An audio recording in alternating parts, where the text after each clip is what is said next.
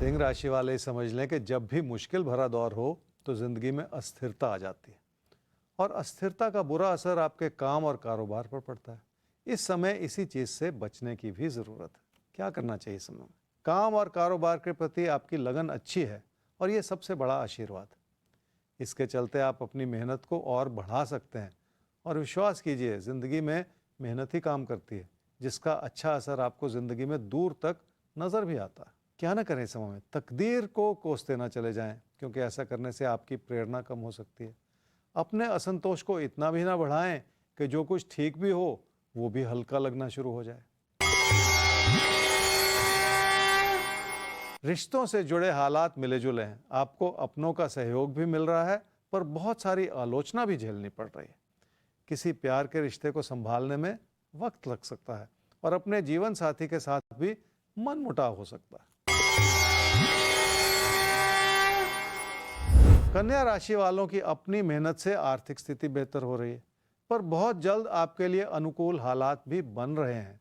पुरानी चिंताओं को हटाकर जिंदगी को नए नजरिए से देखने की जरूरत है। क्या करना चाहिए इस समय में? लोगों की नाराजगियों से बचना होगा और अपने पैसे को व्यर्थ में कहीं फंसाते चले जाना भी आपके नुकसान का कारण बन सकता है। इसलिए इस बात को भी याद रखना होगा। कम से कम उन लोगों को अपने साथ लेकर चलें जिन्होंने आपकी जिंदगी में पहले भी अहम भूमिका निभाई है। क्या ना करें इस समय में? हर चीज में कमी ढूंढना और हर व्यक्ति में गलती निकालना ठीक नहीं होता। इससे अपनी मानसिकता बिगड़ती है और कुछ हासिल नहीं होता। पैसे की स्थिति चुनौतियां दिखा रही है। आमदनी से आप खुश नहीं हैं और बचत आप संभाल नहीं पा रहे, पर उसके पीछे बहुत कुछ ऐसा है जिसे संभालने के लिए आपको अपने फैसले ध्यानपूर्वक ही लेने होंगे।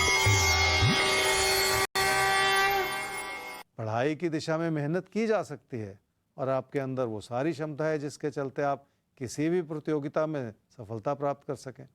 इसलिए एक एक कदम आगे बढ़ाते चले जाना बहुत जरूरी है।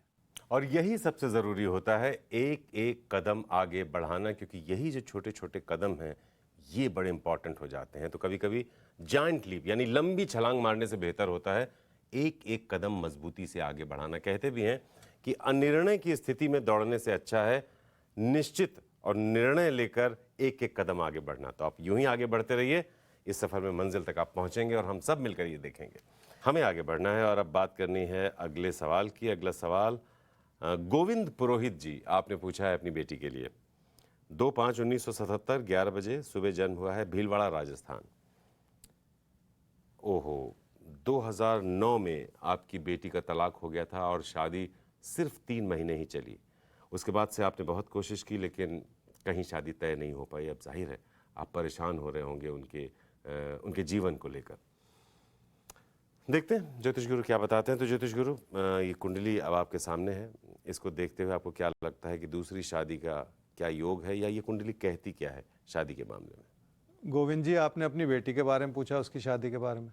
आपकी बेटी की कुंडली है जी कर्क लगन की और कन्या राशि की। उसकी महादशा इस समय चल रही है जी शनि की और अंतर्दशा चल रही है शुक्र की दिसंबर 2024 तक। 2009 में शादी हुई, 3 महीने चली मात्र, और पिछले 12 साल से आप लगभग 12 साढ़े 12 साल से आप रिश्ता ढूंढ रहे हैं, बात नहीं बन पा रही। देखिए, कुंडली चाहती है कहना कि आने वाले 4 महीने में या आपसे 4 महीने में कह लीजिए एक योग बनता है, लेकिन इसको कुछ इस रूप से भी समझना होगा कि ज़िंदगी की सच्चाई क्या है। और ज़िंदगी की सच्चाई ये भी नज़र आती है कि 45 वर्ष की आपकी बेटी की आयु हो रही है और इस उम्र में जाके रिश्ता ढूंढना कई बार मुश्किल होता है। ये एक ऐसी सच्चाई है जिसे हम सबको समझना बहुत ज़रूरी है। फिर भी क्या मैं उस 4 महीने के बाद जो योग बैठ रहा है, क्या मैं उसको बिल्कुल दरकिनार कर दूं? ऐसा नहीं है। ये भी गाइडेंस की बात है कि अगर आपको प्रयास करना है तो कोशिश बढ़ा दीजिए। शायद वो 4 महीने के बाद कोई अच्छा रिश्ता ही मिल रहा हो और बात बनी जाए। तो इसलिए आप इस बात को समझिए और थोड़ा सा आशावादी हो जाइए। 4 महीने बीतते भी कोई देर नहीं लगती है और अभी से कोशिश शुरू करेंगे तभी जाके 4 महीने में बात बनेगी। तो आज से ही वो कोशिश बढ़ा दीजिए, देरी मत कीजिए अपनी ओर से। तो अपनी कोशिशों को आज से ही बढ़ा देना है, आज से ही जुट जाना है। 4 महीने बाद एक अच्छा समय आ रहा है आपके लिए, उस समय को मिस नहीं करना है। और तब हम और आप साथ ही होंगे और तब हमें लिख के बताइएगा कि ये जो आज आपको आज बताया गया है, उस समय जब चीज़ें घटित हों आपके सामने, तब क्या रहा ये साथ, कैसा रहा अनुभव, हमसे शेयर ज़रूर कीजिएगा। आगे बढ़ते हैं और अब तुला और वृश्चिक राशि आपकी बात कर लेते हैं। ज्योतिष गुरु से समझते हैं पहले आज के दिन को। और उससे पहले आप सबको याद दिला दें, भविष्य दर्पण खुलना बाकी है प्रोग्राम के आखिर में, जिसमें किसी एक राशि के लिए कुछ खास बातें और की जाएंगी ज्योतिष गुरु की तरफ से। और अगर कोई भी समस्या या कोई भी सवाल है तो rajpal@timesgroup.com इस पर आप अपना सवाल हमें भेजिए। Place of birth, time of birth, date of birth के साथ, सवाल के साथ आप अपना राज्य ज़रूर लिखें, क्योंकि एक ही जगह कई और राज्यों में होती है, ताकि कुंडली सही ढंग से बन पाए।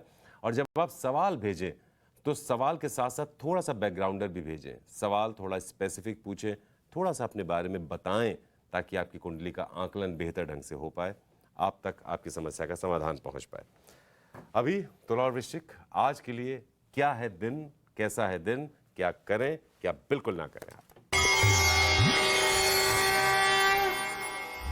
तुला राशि वाले ही समझ लें कि लोगों से मन मुटाव हो जाए तो परेशानियां पैदा होती हैं और परेशानियों से जुड़े दबाव जिंदगी में बढ़ते चले जाते हैं, जिनसे निकलने में कई बार वक्त भी लग जाता है। क्या करना चाहिए समय में? धन लाभ को बनाए रखने की प्राथमिकता बहुत है आपके मन में और इसी वजह से आपने लोगों से भी बहुत सारी अपेक्षाएं लगा रखी हैं, जो इस समय शायद पूरी होने में कोई ना कोई कमी रह जाए। क्या ना करें समय में? सच्चाई से मुंह मोड़ते चले जाना ठीक नहीं है। कई बार बहुत सारी चीज़ों को कबूल कर लेने में ही फायदा होता है। जिस समय की जो प्राथमिकता हो उसी से जुड़ जाना जरूरी हो जाता है। पैसे की स्थिति ठीक है और अचानक धन लाभ के योग भी हैं, पर भविष्य के लिए आपको अपने पैसे को संभालना होगा और बचत को बढ़ाने की कोशिश भी करनी होगी। यही कमजोर कड़ी है जिस ओर आपको ध्यान तो देना ही पड़ेगा। रिश्तों में मधुरता बनाने की कोशिश करनी होगी आपको। आपके अच्छे विचार भी हैं, पर लोगों को संभालने में आपकी ओर से कमियां भी नजर आ रही हैं और उसके लिए भी आपको अपने अंदर बहुत सारे परिवर्तन लाने होंगे। वृश्चिक राशि वाले ही समझ लें कि कुछ समय से हालात ने आपका उतना साथ नहीं दिया था जितनी आप उम्मीद लगा रहे थे, पर अब परिस्थितियां तेजी से बदल रही हैं और लोग आपको समझ भी पा रहे हैं। ऐसा ही दौर जिंदगी में बड़ी उपलब्धियों के द्वार खोलता है। क्या करना चाहिए समय में? काम के प्रति समर्पण बनाए रखना होगा और लोगों का सहयोग भी लेना होगा। ऐसे में कुछ लोग आलोचना भी करेंगे, उनको भी थोड़ा सा इग्नोर करना होगा। क्या ना करें समय में? बहुत सारी चीजें संभली हुई हैं, पर किसी भी तरह की गलतफहमी ठीक नहीं है। इसलिए लोगों से जुड़ने के और लोगों को समझने के हर संभव प्रयास करने होंगे, ताकि किसी भी तरह की गलती ना होती चली जाए।